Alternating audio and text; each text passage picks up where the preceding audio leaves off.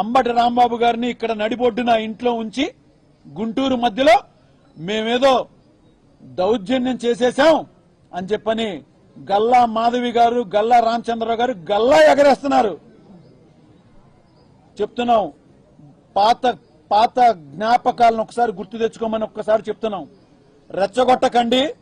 రెచ్చగొడితే ఒక్క క్షణం మేము కన్నెర చేస్తే ఒక్క క్షణం పట్టదు మీ ఇళ్లు గాని అవి గాని ధ్వంసం చేయడానికి.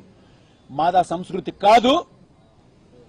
కానీ రెచ్చగొడితే గాజులు తొడుక్కునైతే మాత్రం కూర్చోలేదని చెప్పని చాలా స్పష్టంగా తెలియజేస్తున్నాను. ఆయన్ని, రాంబాబు గారిని కేవలం ప్రశ్నించినందుకే 35 కేసులు పెట్టారు. మరి ఇంటి మీద దాడి చేసి 6 గంటల పాటు ఇంత దౌర్జన్యాన్ని సృష్టించి ఇంత దమనకాండ చేసినటువంటి వాళ్ళకి స్టేషన్ బెయిల్ ఇచ్చి పంపించారు. 35 కేసుల్ని మరి పొన్నవాళ్ళు సుధాకర్ గారు, మా లాయర్ గారు డస్ట్బిన్ లో వేస్తున్నాం చూడండి అని చెప్పని కేవలం 2 వారాల వ్యవధిలోనే ఆయన మీద పెట్టిన కేసులన్నింటినీ కూడా డస్ట్బిన్ లో వేయించారు. మరి అవన్నీ తప్పుడు కేసులు కాదా? ఎందుకు మీరు ఇంత దమనకాండ చేసిన వాళ్ళని స్టేషన్ బెయిల్ ఇచ్చి పంపించారని చెప్పని నేను అడుగుతాం. ఇవాళ అంబటి రాంబాబు గారి కుటుంబానికి రోజు రోజుకి కాపుల నుంచే కాదు అన్ని కులాల నుంచి అండ పెరుగుతుంది. ముఖ్యంగా కాపు కులం ఎప్పుడూ కూడా నిలబడి ఉంటదని చెప్పి చాలా స్పష్టంగా తెలియజేస్తున్నాం. అమ్మా, మీకు ఎలాంటి ఇబ్బంది వచ్చినా ఒక్క పిలుపు ఇవ్వండి. ఏదైతే గల్లా ఎగరేసిన వాళ్ళ ఇల్లును తెల్లి వాళ్ళ గల్లా చిరిగిపోయే విధంగా కొట్టమన్నా దమనకాండ చేయడానికి ఒక్క నిమిషం కూడా పట్టదని చెప్పని చెప్తున్నాము. మరొక్కసారి ఈ యొక్క ఇలాంటి ఘటనలు గానీ ఎక్కడైనా కాపు కుటుంబాల మీద గానీ ఎక్కడైనా గానీ చేశారని తెలిసిందా, ఇక అదే మీ అందరికీ చివరి రోజు అని చెప్పని కూడా నేను చాలా స్పష్టంగా తెలియజేస్తున్నాను. తప్పుడు కేసులు పెట్టారు. బెయిల్ వచ్చినా కూడా మళ్ళీ ఇంకొక పెట్టి కేసు ఒకటి పెట్టి మళ్ళా తీసుకెళ్లి జైల్లో వేశారు. ఎన్ని రోజులు వేస్తారు చేయండి. చేయని తప్పుకి ఎన్ని రోజులు వేస్తారు చేయండి. ఎప్పటికైనా బయటికి రాక తప్పదు. ఒకసారి గోడకు కొట్టిన బంతి ఎంత రివర్స్ గా వస్తుందో అంతే రివర్స్ లో మీకు రానున్న రోజుల్లో మేమే కాదు ప్రజలందరూ కూడా చూస్తున్నారు. తప్పనిసరిగా మీరు చేస్తున్నటువంటి ఒక తప్పుడు ప్రచారానికి, మీ యొక్క స్వలాభాల కోసం, రాజకీయ లబ్ధి కోసం ఇంతటి నీచమైన దుష్ప్రచారానికి ఒడిగడుతున్నటువంటి మీ అందరికీ కూడా 2029 ఏ కులం ద్వారా మీరు బలం పుంజుకుని అధికారంలోకి వచ్చారో మేమందరం ఏకమయ్యి మిమ్మల్ని భూస్థాపితం చేస్తామని చెప్పని 2029లో తిరిగి మీరు అధికారాన్ని కోల్పోతున్నారని చెప్పని చాలా స్పష్టంగా తెలియజేస్తున్నాను. దీనికి కాపు కులం మొత్తం కూడా ఏకతాటి మీదకి వచ్చి పనిచేస్తుందని చెప్పని నేను చాలా స్పష్టంగా తెలియజేస్తున్నాను. జోహార్ విఎం రంగా, జోహార్ బెబ్బులి రంగా, వర్ధిల్లాలి కాపు ఐక్యత. ఇవాళ దీనికి అనేక గ్రామాల నుంచి జగ్గైపేట, విసనపేట, తిరువూరు, అమరావతి చుట్టుపక్కల గ్రామాలు, ఇటు గుంటూరు జిల్లాలో ఎంతో మంది పెద్దలు అందరూ కూడా వచ్చి మా యొక్క సంఘీభావాన్ని తెలియజేయడమే కాకుండా అండగా ఉంటామని కాకుండా రానున్న రోజుల్లో ఈ చేసినటువంటి ఈ ఘటనకి పూర్తి స్థాయిలో దీనికి సరైన సమాధానం చెప్తాము. అలాగే ఇక్కడ లోకల్ ఎమ్మెల్యే మాధవి గారికి కూడా సరైన సమయంలో సరైన సమాధానం కూడా అమ్మ మీకు కూడా చెప్తాం. తొందర ఏం పడద్దు. మీరే ఎగరేసినటువంటి గల్లాకి ఏం చేయాలో, ఎలా సమాధానం చెప్పాలో తప్పనిసరిగా మేము చేసి చూపిస్తాం. వేచి ఉండండి. ఇక్కడ నేను మాట్లాడింది కూడా మీకు ఇందాక చెప్పానండి. నేను ప్రతి ఒక్క మనిషి ఇక్కడ ఉన్నటువంటి వాళ్ళందరూ కూడా ఒక్కొక్క పార్టీలో ఉన్నాళ్లే. కానీ ఇవాళ మేము స్పందించినటువంటి దానికి జనసేన వాళ్ళకి కూడా ఇలాంటి పరిస్థితి వచ్చినా కూడా మేము కంపల్సరీ నిలబడతాం. తెలుగుదేశంలో ఉన్నటువంటి వాళ్ళ మీద లక్ష్మీనాయుడు, పవన్, భార్గవ, దార్కానిపాడు, కందుకూరు నియోజకవర్గంలో జరిగినప్పుడు కూడా మేమందరం నిలబడి ఉన్నాం. మీరు గమనించుకుంటారు. ఇక్కడ రాంబాబు గారి మీద జరిగింది కూడా మేము ఆ దృష్టిలోనే చూస్తున్నాం. ఎందుకు అలా చూసాము అంటే ఆయన చుట్టూ పన్నినటువంటి ఏదైతే దమనకాండకి దగ్గరుండి చేయించిన వాళ్ళందరూ కూడా ఎవరో మీకు తెలుసు, మాకు తెలుసు. దీని వెనకాల ఉన్నటువంటి ప్రభుత్వం ఏదైతే కూటమిలో ముఖ్య పాత్ర పోషిస్తున్నటువంటి కూటమిలో ఎవరయ్యా అంటే తెలుగుదేశం పార్టీ. మరి పవన్ కళ్యాణ్ గారు అండ చూసుకుని చేస్తున్నారంటున్నారు. అసలు పవన్ కళ్యాణ్ గారికి కూటమిలో గుర్తింపు ఎక్కడుందని చెప్పని నేను చాలా స్పష్టంగా అడుగుతున్నాను. ఇవాళ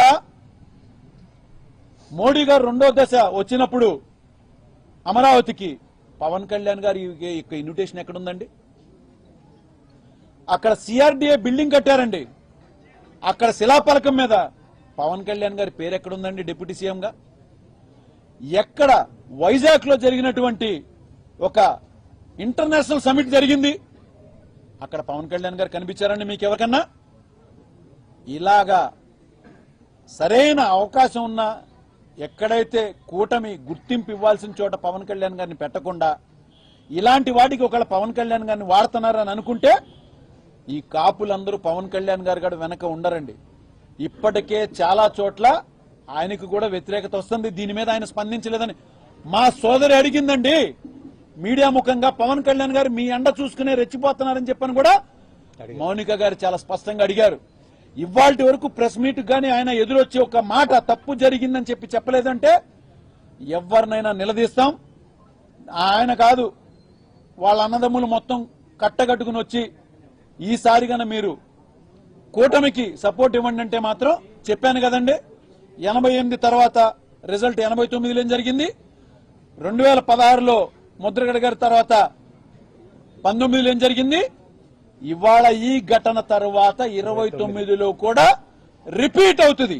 తప్పనిసరిగా కూటమి అనేది ముఖ్యంగా తెలుగుదేశం పార్టీ తన అధికారాన్ని కోల్పోతుంది అనేది మాత్రం చాలా స్పష్టంగా తెలియజేస్తాం. అంబటి రాంబాబు గారిని ఇక్కడ నడిబొడ్డున ఇంట్లో ఉంచి గుంటూరు మధ్యలో మేమేదో దౌర్జన్యం చేసేశాం అని చెప్పని గల్లా మాధవి గారు, గల్లా రామచంద్రరావు గారు గల్లా ఎగరేస్తున్నారు. చెప్తున్నాం, పాత జ్ఞాపకాలను ఒకసారి గుర్తు తెచ్చుకోమని ఒక్కసారి చెప్తున్నాం. రెచ్చగొట్టకండి, రెచ్చగొడితే ఒక్క క్షణం మేము కన్నెర చేస్తే ఒక్క క్షణం పట్టదు మీ ఇళ్లు గాని అవి గాని ధ్వంసం చేయడానికి. మాదా సంస్కృతి కాదు. కానీ రెచ్చగొడితే గాజులు తొడుక్కునైతే మాత్రం కూర్చోలేదని చెప్పని చాలా స్పష్టంగా తెలియజేస్తున్నాను. ఆయన్ని రాంబాబు గారిని కేవలం ప్రశ్నించినందుకే 35 కేసులు పెట్టారు. మరి ఇంటి మీద దాడి చేసి 6 గంటల పాటు ఇంత దౌర్జన్యాన్ని సృష్టించి ఇంత దమనకాండ చేసినటువంటి వాళ్ళకి స్టేషన్ బెయిల్ ఇచ్చి పంపించారు. 35 కేసుల్ని మరి పొన్నవాళ్ళు సుధాకర్ గారు, మా లాయర్ గారు డస్ట్బిన్ లో వేస్తున్నాం చూడండి అని చెప్పని కేవలం 2 వారాల వ్యవధిలోనే ఆయన మీద పెట్టిన కేసులన్నింటినీ కూడా డస్ట్బిన్ లో వేయించారు. మరి అవన్నీ తప్పుడు కేసులు కాదా? ఎందుకు మీరు ఇంత దమనకాండ చేసిన వాళ్ళని స్టేషన్ బెయిల్ ఇచ్చి పంపించారని చెప్పని నేను అడుగుతాం. ఇవాళ అంబటి రాంబాబు గారి కుటుంబానికి రోజు రోజుకి కాపుల నుంచే కాదు అన్ని కులాల నుంచి అండ పెరుగుతుంది. ముఖ్యంగా కాపు కులం ఎప్పుడూ కూడా నిలబడి ఉంటదని చెప్పి చాలా స్పష్టంగా తెలియజేస్తున్నాం. అమ్మా, మీకు ఎలాంటి ఇబ్బంది వచ్చినా ఒక్క పిలుపు ఇవ్వండి. ఏదైతే గల్లా ఎగరేసిన వాళ్ళ ఇల్లుని తెల్లి వాళ్ళ గల్లా చిరిగిపోయే విధంగా కొట్టమన్నా దమనకాండ చేయడానికి ఒక్క నిమిషం కూడా పట్టదని చెప్పని చెప్తున్నాము. మరొక్కసారి ఈ యొక్క ఇలాంటి ఘటనలు గానీ ఎక్కడైనా కాపు కుటుంబాల మీద గానీ ఎక్కడైనా గానీ చేశారని తెలిసిందా, ఇక అదే మీ అందరికీ చివరి రోజు అని చెప్పని కూడా నేను చాలా స్పష్టంగా తెలియజేస్తున్నాను. తప్పుడు కేసులు పెట్టారు, బెయిల్ వచ్చినా కూడా మళ్ళీ ఇంకొక పెట్టి కేసు ఒకటి పెట్టి మళ్ళా తీసుకెళ్లి జైల్లో వేశారు. ఎన్ని రోజులు వేస్తారు చేయండి, చేయని తప్పుకి ఎన్ని రోజులు వేస్తారు చేయండి. ఎప్పటికైనా బయటికి రాక తప్పదు. ఒకసారి గోడకు కొట్టిన బంతి ఎంత రివర్స్ గా వస్తుందో అంతే రివర్స్ లో మీకు రానున్న రోజుల్లో మేమే కాదు ప్రజలందరూ కూడా చూస్తున్నారు. తప్పనిసరిగా మీరు చేస్తున్నటువంటి ఒక తప్పుడు ప్రచారానికి, మీ యొక్క సులాభాల కోసం, రాజకీయ లబ్ధి కోసం ఇంతటి నీచమైన దుష్ప్రచారానికి ఒడిగడుతున్నటువంటి మీ అందరికీ కూడా 2029 ఏ కులం ద్వారా మీరు బలం పుంజుకుని అధికారంలోకి వచ్చారో మేమందరం ఏకమయ్యి మిమ్మల్ని భూస్థాపితం చేస్తామని చెప్పని 2029లో తిరిగి మీరు అధికారాన్ని కోల్పోతున్నారని చెప్పని చాలా స్పష్టంగా తెలియజేస్తున్నాను. దీనికి కాపు కులం మొత్తం కూడా ఏకతాటి మీదకి వచ్చి పనిచేస్తుందని చెప్పని నేను చాలా స్పష్టంగా తెలియజేస్తున్నాను. జోహార్ విఎం రంగా, జోహార్ బెబ్బులి రంగా, వర్ధిల్లాలి కాపు ఐక్యత. ఇవాళ దీనికి అనేక గ్రామాల నుంచి జగ్గైపేట, విసనపేట, తిరువూరు, అమరావతి చుట్టుపక్కల గ్రామాలు, ఇటు గుంటూరు జిల్లాలో ఎంతో మంది పెద్దలు అందరూ కూడా వచ్చి మా యొక్క సంఘీభావాన్ని తెలియజేయడమే కాకుండా అండగా ఉంటామని కాకుండా రానున్న రోజుల్లో ఈ చేసినటువంటి ఈ ఘటనకి పూర్తి స్థాయిలో దీనికి సరైన సమాధానం చెప్తాము. అలాగే ఇక్కడ లోకల్ ఎమ్మెల్యే మాధవి గారికి కూడా సరైన సమయంలో సరైన సమాధానం కూడా అమ్మ మీకు కూడా చెప్తాం. తొందర ఏం పడొద్దు, మీరే ఎగరేసినటువంటి గల్లాకి ఏం చేయాలో ఎలా సమాధానం చెప్పాలో తప్పనిసరిగా మేము చేసి చూపిస్తాం. వేచి ఉండండి.